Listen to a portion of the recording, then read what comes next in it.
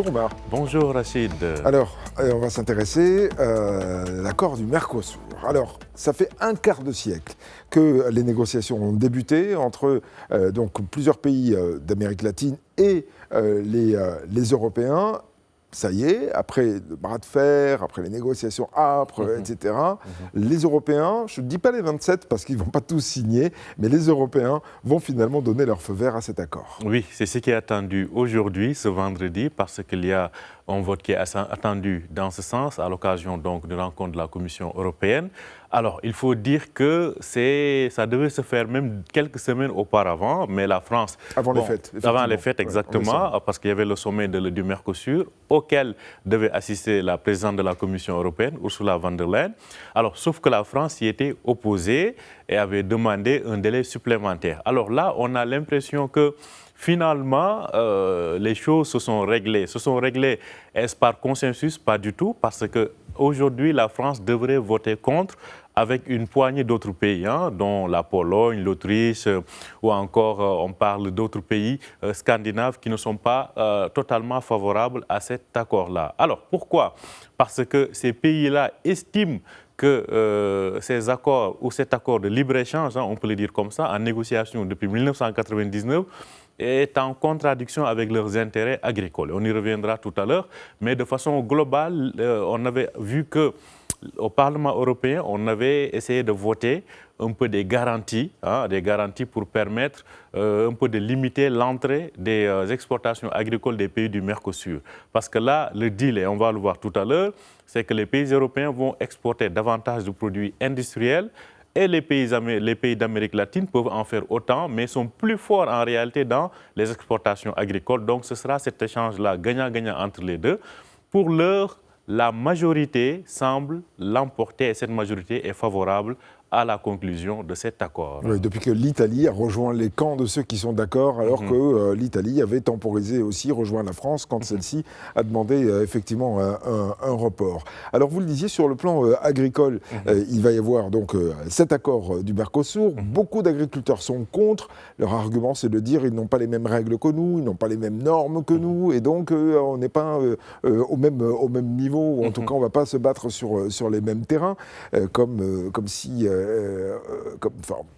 semblerait que les Européens soient victimes de leurs propres règles. Mais enfin bon, ce sera peut-être un autre débat. En tout cas, des agriculteurs de plusieurs pays ont manifesté, et manifestent encore d'ailleurs à l'heure qu'il est, pour protester, pour marquer leur opposition contre cet accord. Oui, c'est le cas à Paris, mais aussi en Grèce, dans plusieurs capitales européennes, notamment dans les pays opposés à cet accord, où bien évidemment le secteur agricole est un des moteurs de l'économie. On a bien évidemment manifesté parce qu'on estime que si les pays du Mercosur par la suite ont une sorte de feu vert pour exporter vers l'Union européenne, ça va servir de concurrence, une concurrence qui va malmener les agriculteurs européens de façon globale. Sauf que là, ce qui se pose est que depuis les surtaxes de Donald Trump, eh bien, les Européens ont vu le marché américain devenir en tout cas moins ouvert parce qu'il faut payer plus pour y accéder. Donc c'est une perte de compétitivité et cette compétitivité, ils comptent la regagner vers le marché latino-américain. On parle de ces pays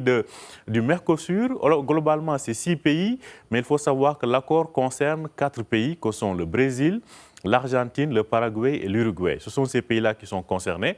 Alors, entre l'Union européenne et ces pays-là, on aura quelque chose, et on va le voir tout à l'heure, comme 700 millions de personnes qui seront concernées par cet accord commercial ou de libre-échange entre les deux parties.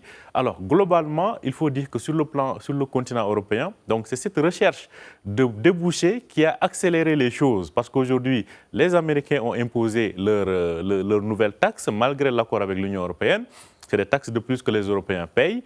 Mais pour les Européens, donc, il faut aller chercher d'autres débouchés, ce qui explique donc qu'on a besoin de ce marché-là, surtout, et comme je l'ai dit, pour les exportations industrielles, parce que c'est l'automobile européen, c'est aussi les autres industries qui sont en train de voir de nouveaux débouchés. Et ces débouchés-là, pour les agriculteurs, c'est pas... Disons, pour les milliers d'affaires européennes de façon générale, c'est plus intéressant que ce qu'ils ont à perdre au niveau donc du secteur agricole. Oui, et pour les agriculteurs européens d'ailleurs, la Commission a promis des milliards d'ailleurs à verser aux agriculteurs pour compenser les éventuelles pertes. Et c'est toujours voilà, de la compensation et non pas de la concurrence directe, peu importe. Alors quels sont les avantages de cet accord commercial pour les Européens d'un côté et pour les pays du Mercosur de l'autre? Oui, comme je viens de le dire, pour les Européens, là, on a une conjoncture qui accélère la conclusion de cet accord en négociation depuis 1999. Pourquoi? Parce que plusieurs secteurs industriels, comme l'automobile par exemple, sont concurrencés en réalité d'abord par la Chine. D'ailleurs, cette année, les Chinois devraient détrôner les Japonais en termes de vente de voitures dans le monde, notamment de voitures électriques. Ça, c'est d'une part. Et d'autre part, le marché américain, qui était un débouché pour eux, s'est plus ou moins refermé. Parce que Donald Trump cible particulièrement les exportations automobiles. Donc ça, c'est d'une part. Ce qui fait que pour eux, l'avantage, c'est d'avoir un nouveau marché où ils peuvent exporter. Ça, c'est pour les Européens. Alors, pour les pays du Mercosur, comme on le sait, l'Amazonie, cette partie du monde, est bien arrosée en termes de pluie, malgré quelques cycles de sécheresse. Donc, on exporte massivement des produits agricoles. Et pas que. Mais ils sont plus forts dans ce domaine-là, le domaine agricole. Donc, pour eux, exporter leur production dans l'Union européenne va permettre d'accélérer, disons, les exportations, de donner un boom et un boost aux exportations agricoles. Donc, pour eux, il y a cette partie-là agricole à gagner, mais ils peuvent exporter aussi d'autres produits qui font leur spécialité. Donc pour les uns, c'est l'industrie, pour les autres, c'est l'agriculture, ce qui fait donc qu'il y a des avantages partagés, mais ce qu'il faut surveiller, c'est est-ce que ces fameuses garanties européennes pour les normes européennes pour les exportations agricoles ne risquent pas de remettre en question cet accord? Est-ce que les pays du Mercosur vont accepter de signer cet accord alors qu'à tout moment, les Européens peuvent brandir des barrières non tarifaires? C'est ce qu'il faut suivre donc par la suite. Effectivement, c'est pas si simple qu'on ne le pense. Du tout. Hein. C'est pas un accord comme ça, on signe et puis on se serre la main et on part bien amis. Merci beaucoup, Oumar Baldé.